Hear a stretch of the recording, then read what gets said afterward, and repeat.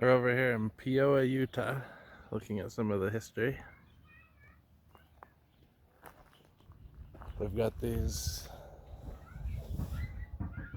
stones from the meeting house that was built in 1903.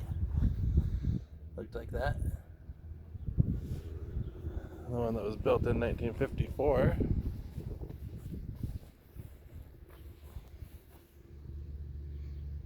Looked like that.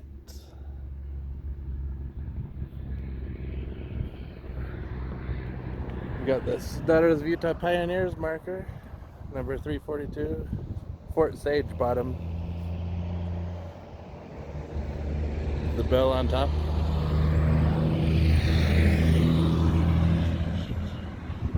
It says in 1861 a fort was built on a nearby creek.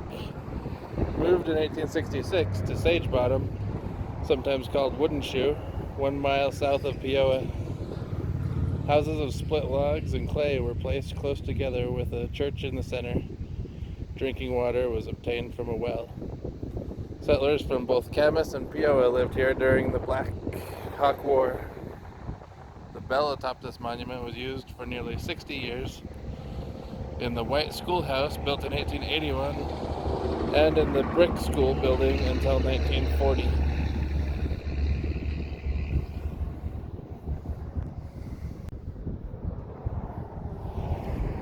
The promise of Peoa. In May of 1857, an exploring party under the direction of W. Phelps visited this area seeking locations for future settlements. After selecting this as a place appropriate for such a settlement, he said a prayer of dedication over the area. Phelps reported in the Deseret News, "This place was dedicated as all the earth will eventually be for the benefit of Israel, and whoever lives there must live by faith and works in spirit of truth, for no one else can hope to live there for any other principle." When settlers arrived 3 years later in 1860, living close together was necessary for their mutual protection. Initially, they built their log homes next to each other, forming a rectangular fort. This fort was built straddling the creek, thereby providing occupants with a fresh source of water within the confines of the fort. The creek was thereafter called Fort Creek. The location of this fort is at the present junction of Woodenshoe Lane and State Road 32.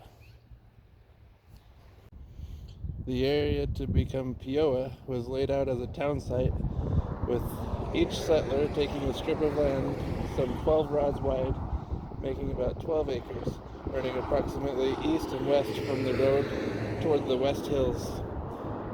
A rod is a unit of measurement 16.5 feet. On the top of each farm were 2 building lots right next to the road.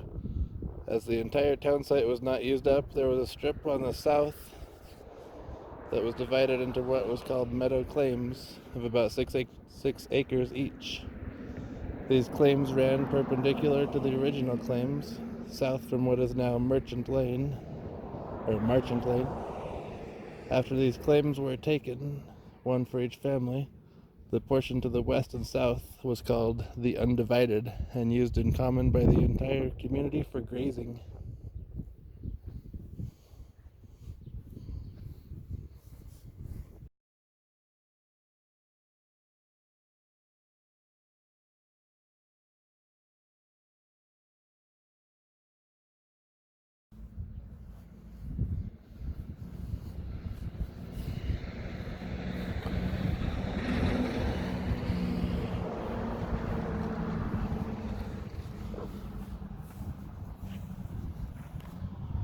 Relief Society Centennial Tree, 1942.